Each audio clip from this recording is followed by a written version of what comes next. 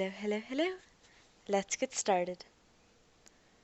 Chapter 11. Questions. Terry followed him and Dr. Lee to a more private conference room, where Dr. Lee left them. The special agent looked Derek over intently, but not in a hostile manner. Derek braced himself, shaky. Above all, he mustn't mention Robot City. Neither could he mention or end Miss Woolruff. They'd consider him crazy.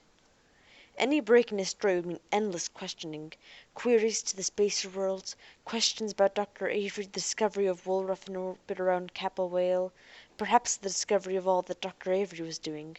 Not all of that bad, but it would take time. Worst of all, the investigation would ultimately uncover Robot City, and that secret had to be kept at all costs. Derek and Ariel had to get back there. I must warn you that this conversation is being recorded, and anything you say may be used against you. Further, you have the right to remain silent if you feel that your interests may be threatened by answering. On the other hand, as we have yet no positive evidence that any crime has been committed, the Bureau has been called in primarily because you are allegedly a spacer. Diplomatic reasons, that is. Derek nodded, throat tight. Who are you? The agent asked abruptly. Derek. And your last name? Derek decided not, and said, I sit mute. That is your right. Do you wish a witness that you have not been coerced? Waived, but Derek could not quite remember the spacer legal formula, so far as it had seemed close to Earth's, if any. If anything, Earth was more fanatical about preserving the individual's rights than the spacer worlds were. I wish the right to retain to ask for a witness later. Waived right to a witness pro tem, said Donovan, nodding shortly once in a faint approval. I assume that you do not mean to set mute all questions. Therefore I ask you, have you ever had Burundi's disease, popularly known as anemonic plague? I don't remember. Derek smiled faintly at the other, and received a faint smile back. Do you remember your last visit to Tower Laney Memorial Hospital, 2 days ago, and the blood sample that was taken at that time? Derek remembered the visit, but not the blood sample. Even when Donovan pointed at the red scab inside his left elbow, he still didn't remember the sample being taken.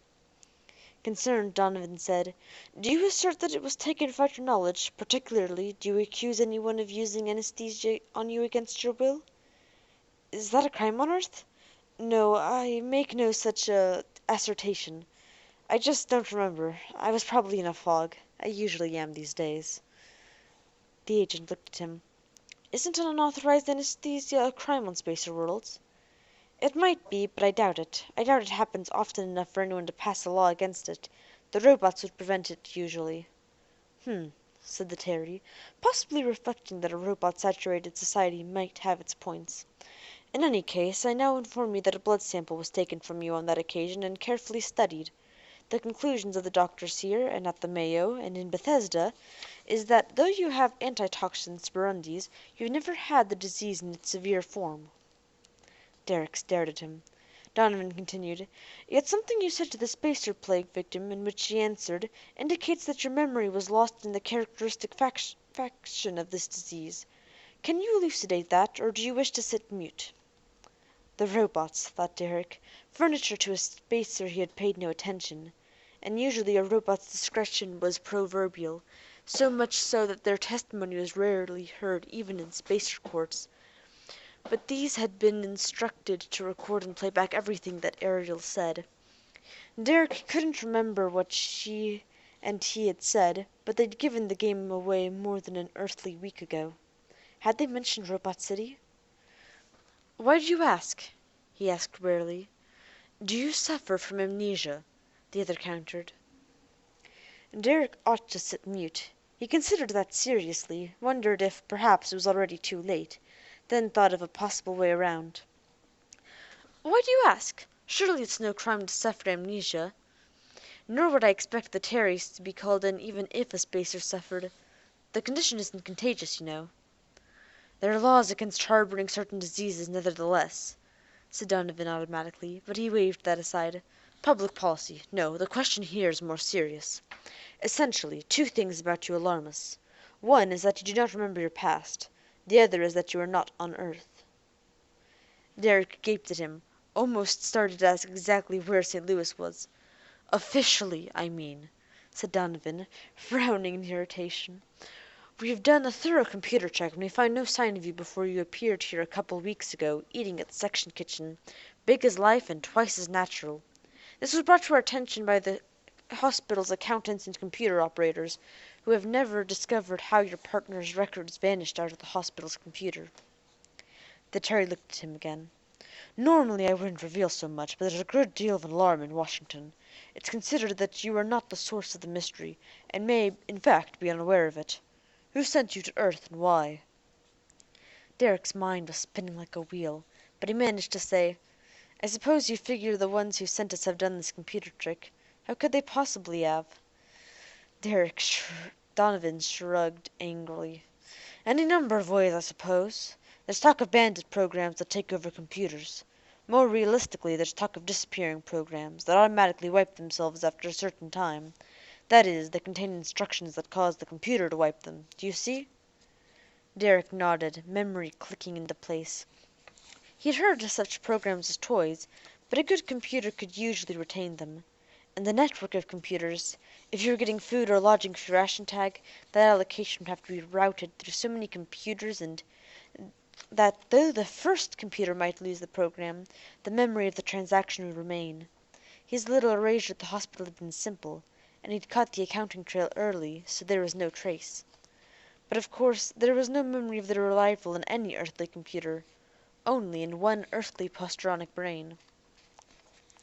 "Violation of the Immigration Act can be charged against you," said Donovan chattily. "We couldn't make it stick without proof that you knowingly and deliberately invaded the legal formalities, but we could hold you pending an investigation."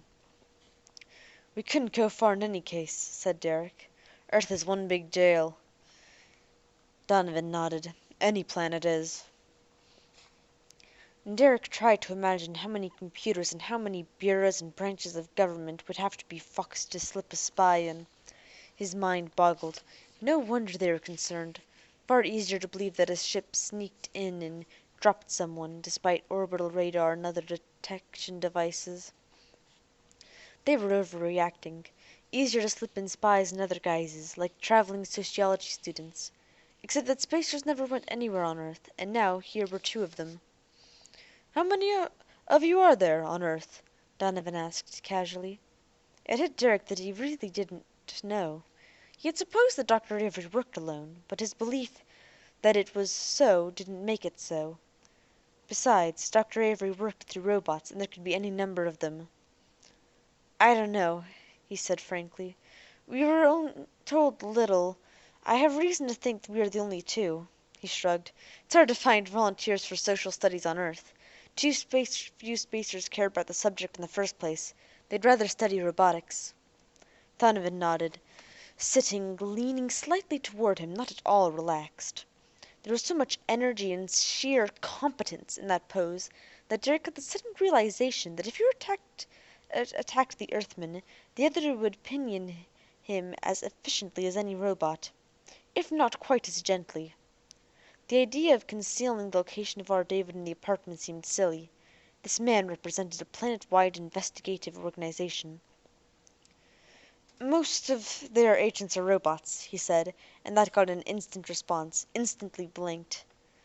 A nice fat red herring for you to follow, he thought gleefully, then idly wondered what a red herring was, and on what planet the phrase had originated.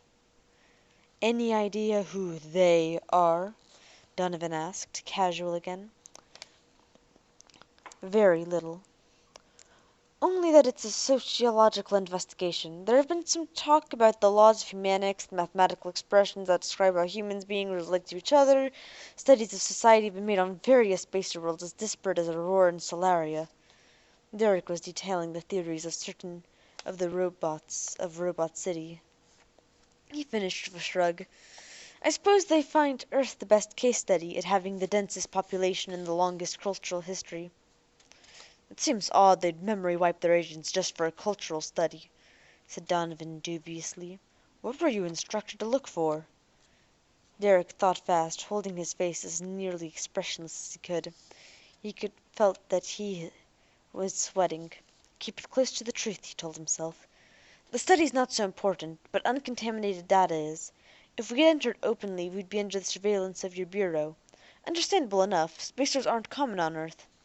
Especially not in cities, said Donovan dryly. The knowledge that we are being watched, followed, even protected, would affect what we observed.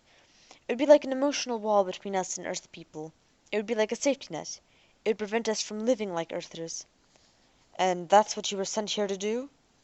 The TBI man was skeptical, but not closed-minded. Yes, we weren't told to look for anything specific. That would have warped our data. We were simply told to go to St. Louis, settle in, to spend some time, and to record our impressions. The moment he spoke the last 4 words, Derek realized how big an error he made. Then he thought of an explanation, but he was still sweating when the Terry asked, "But that doesn't explain why your memories were erased." "Oh, to prevent us from telling anything about the techniques by which our IDs were wiped from your computers. You see, they wanted us to disappear completely, to prevent contamination."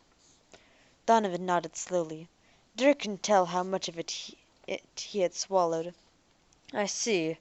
Well, you have not yourself violated any law that we know of, except as accessories to a violation of the Immigration Act and computer fraud, the last of which can't be proven because we have no records to cite. We found plutonium and iridium that we think must have been dumped by our organization to pay for your support here. There's also hafnium we can't trace a source for. You, or they, have more than paid for all you've consumed, so there are no complaints on that score." Donovan looked severely at him.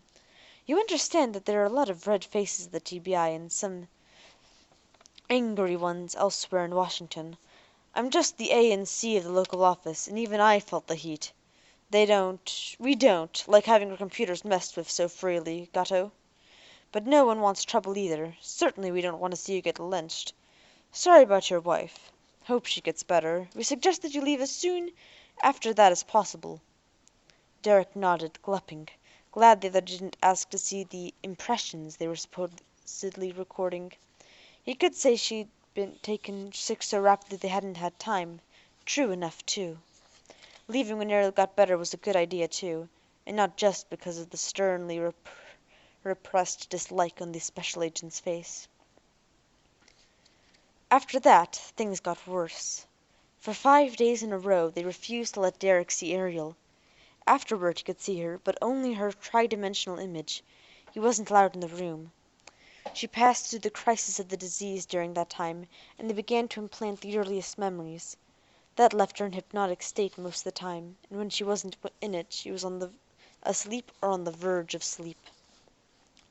"Somnambulistic state," Dr. Powell said. "Though of course she can't walk. Too weak yet."